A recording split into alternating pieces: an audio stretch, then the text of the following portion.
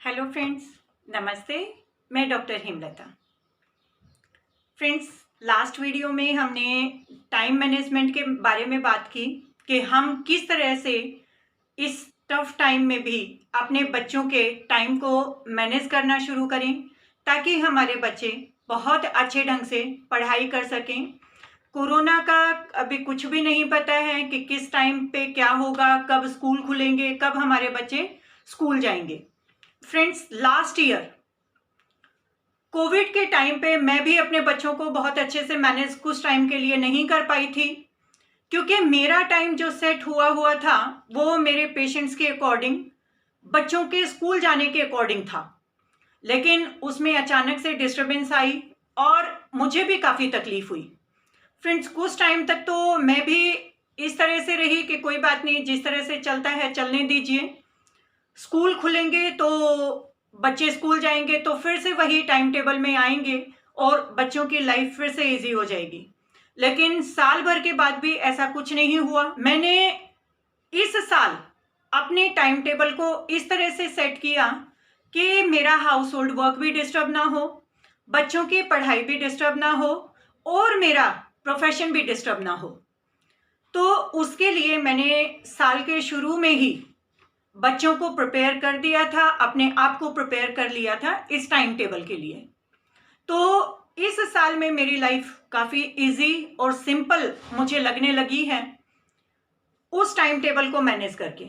उस चीज़ों के लिए तो मैंने शुरू से ही अपने बच्चों के लिए फर्म हैंड से ही काम किया है। Firm hand means well disciplined तरीके से। मैं बच्चों को कभी भी बेड पर या सोफे पर बैठकर नहीं पढ़ने देती।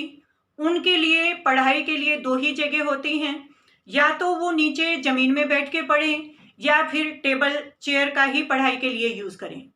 फ्रेंड्स, अगर बच्चे बेड पे या सोफे पे बैठते हैं तो बार बार बेड बिखरता है, खराब होता है, तो हमें चिंता लगी रहती है कि घर खराब हो गया और हमें वो ठीक करना है।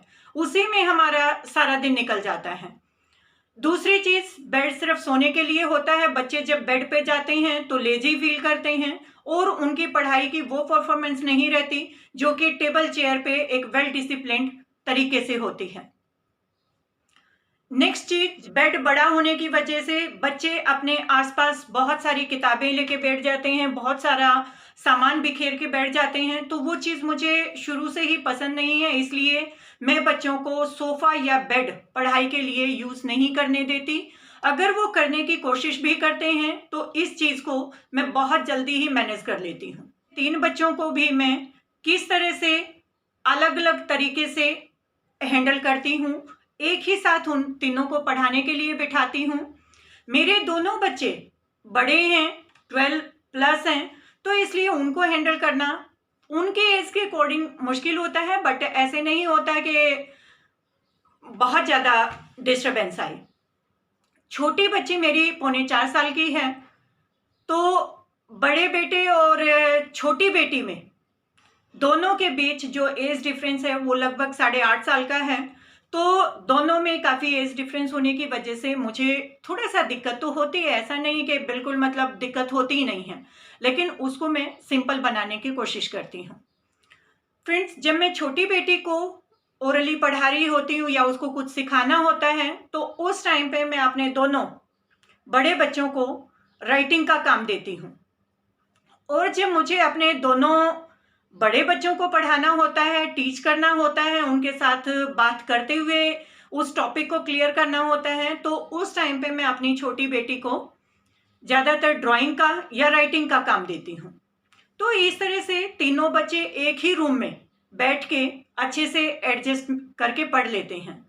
हाँ, जब बच्चों को लर्निंग का काम करना होता है तब मैं बच्चों को अलग अलग रूम प्रोवाइड करती हूँ, अलग अलग रूम में जाना अलाउ करती हूँ, लेकिन उस टाइम पे उनके पास कोई मोबाइल, कोई लैपटॉप या कोई भी इस तरह का आइटम नहीं होता जिसकी वजह से उनको डिस्टरबेंस हो।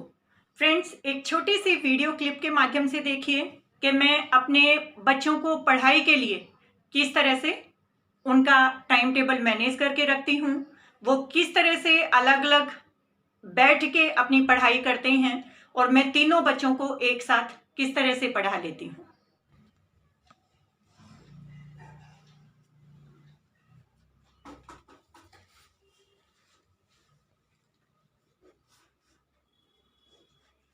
मम्मा बोलो बेटे। एक बार मेरे सामने मुंह करोगी? आपके साथ मम्मा मेरी भी आप अपनी पढ़ाई करो अच्छे से।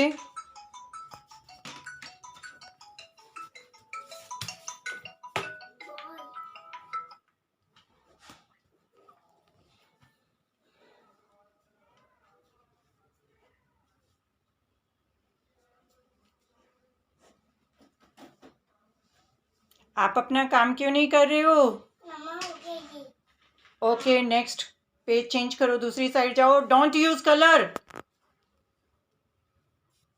Don't use colour, take pencil.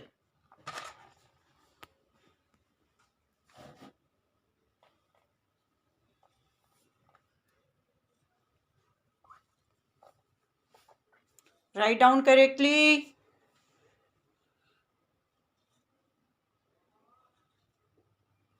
No, top to bottom. Very good. Your writing is good. Do again. मम्मा पिंक कलर से Don't use this color. Use your pencil. This is your pen. Yes. It is just like pen, na?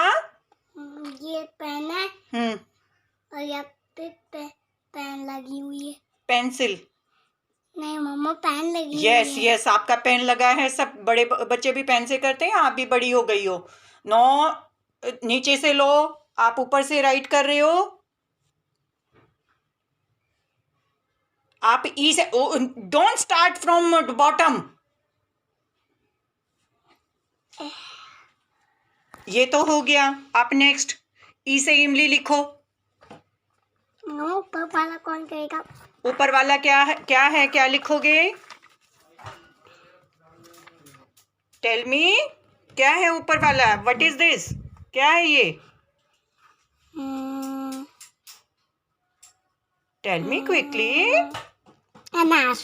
ऐसे अनार। Okay, write down अनार। ऐसे अनार। Start from top. Start from top. First circle, very good. Then again, wonderful. Okay, connect with. Yes, बेटे top to bottom write down करते हैं. Okay, start again. Next, start from here, here, here. Yes. Next, very good. Yes. No, बेटे top to bottom connect. Yes, आपका जो ये line है ये यहाँ नहीं आएगी, ये उल्लू के ऊपर पहुंचती है। आप उल्लू बनाओगे क्या इसको? नहीं ना, आप तो अनार बनाने वाले हो। Okay, write down next. ये अनार स्टार्ट फ्रॉम हियर। यस मम्मा ये अनार है क्या? हाँ, ये अनार है बेटे। Start it. No, start from. Yes, very good, wonderful. Connect top to bottom. Very good. ऊपर कौन सी line? sleeping. Okay, put sleeping line. draw. सिर्फ हाँ, ये तो हो गया। Next this one. here baby, here. Line के ऊपर top to. Start from your left hand से स्टार्ट करो बेटे। इसके ऊपर लाइन देखो। No, this way. देखो आपने क्या स्टार्ट करना है। देखो, look at me. Start it from here, then this, connect with one and it makes अनार. ऐसे अनार. Again. Okay, it is completed. Next, do next. ये आ बन गया। Okay, ठीक है, ये आ आपने बना दिया। बट आपने ये तो रो अनार की थी। चलो next one, start from here. Yes, very good, lovely, very good. Connected it with, connect करो, कनेक्ट। नो बेबी, नो, ये तो ठीक है बट आप टॉप टू बॉटम लिया करें। Okay, good, completed. I have done. Okay, word meaning ठीक है, मैं अभी देखती हूँ। Kirti, keep your neck straight. Yes, Mama, completed. Yes. Mama, एक बार देखना। बोलो बोलो। Very good, completed, finish it, completed. Don't use colour baby, don't use colours. ठीक है, आपके पास से कलर्स हटा दूं मैं? नहीं। नहीं तो फिर आप सिर्फ पेंसिल से इनको राइट डाउन करोगे सबको। ठीक है, अच्छा, ई से इमली लिख के दिखा दो मुझे। What is this? इसे इमली। Yes, start from top. मम्मा ये इमली स्टार्ट है। It from top. मम्मा ये इमली है क्या? Yes baby, top top top. No बेटा, पहले इसको अच्छा, आपकी इमली कैसे बनी? आपकी इमली कैसे बनी? पहले आपने एक स्टूल रखा। किसके लिए? सन के लिए। एग्जैक्टली। और फिर सन की एक क्या ड्रॉ की आपने?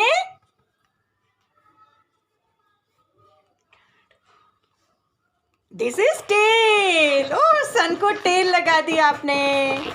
आपने एक स्टूल बनाओ, एक जल्दी से सन के लिए स्टूल बनाओ। यस।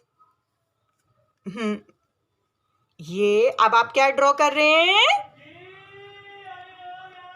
क्या ड्रॉ कर रहे हैं आप? सन। थोड़ा सा सुंदर राइटिंग में करो बेबी। चलो नेक्स्ट, आपने क्या बनाया? स्टूल। और फिर इसके ऊपर क्या बिठा दिया आपने? किसको बिठाया इसके ऊपर? सन को। और उसकी क्या निकाल दी आपने? Tell. Very good, good good good, completed. Friends, बच्चों को पढ़ाने के लिए मेरी कोशिश होती है लर्न कराने के लिए कि मैं उनके साथ स्मार्ट स्टडी टिप्स ही फॉलो करूं, ताकि मेरा भी टाइम बचे और उनका भी काम जल्दी से हो। फ्रेंड्स, नेक्स्ट वीडियो में हम लेकर आएंगे कि मैंने अपनी बेटी को हिंदी के पूरी स्वरमाला, पूरे स्वर किस तरह से एक ही लेटर के माध्यम से स्मार्ट वे में सिखाए, क्योंकि मेरी बेटी को स्कूल जाने का मौका नहीं मिला, ना प्ले वे भेजने का मौका मिला कोविड की वजह से। उसका एडमिशन नर्सरी में कराने के बाद ना उसको बहुत ज़्यादा क्लासेस लेने का मौका मिला, क्योंकि अब की बार बच्चों की समर वेकेशंस भी बहुत जल्दी ही हो गई थी। उसके लिए मैं किस तरह से स्मार्ट तरीके मैंने यूज़ करके अपने ही इनोवेटिव आइडियाज़ मैंने उस बेटी के ऊपर अपनाए, और किस तरह से मैं उसको कुछ ही घंटों में वो चीज़ लर्न करा पाई, और वो इन चीज़ों से सब कुछ बहुत अच्छे से समझ भी गई। ये हम नेक्स्ट वीडियो में लेकर आएंगे। फ्रेंड्स, अगर आपको हमारी वीडियोस पसंद आए तो प्लीज़ उनको लाइक कीजिए। हमारे वीडियोस आप तक सबसे पहले पहुँचे, इसलिए हमारे चैनल को सब्सक्राइब कीजिए और बेल नोटिफिकेशन ज़रूर प्रेस कीजिए। फ्रेंड्स, अगर आपको हमारे आइडियाज़ पसंद आते हैं तो अपनी सोसाइटी में ज़रूर शेयर करें, और आपके कुछ ऐसे इनोवेटिव तरीके हों तो प्लीज़ मुझे भी आप अपने कमेंट के थ्रू बताइए, ताकि मेरी लाइफ और इजी हो सके और मैं उनको अपनी लाइफ में अप्लाई कर सकूं। Thank you for watching this video.